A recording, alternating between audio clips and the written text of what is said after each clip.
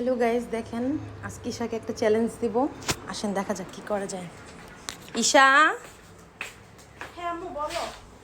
তোমার জন্য আজকে একটা গিফট আর একটা চ্যালেঞ্জ। চ্যালেঞ্জ?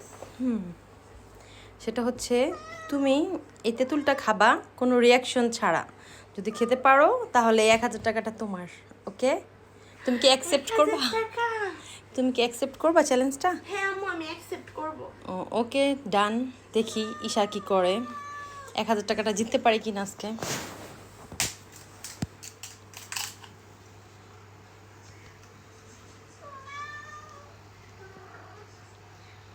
সেই সাত।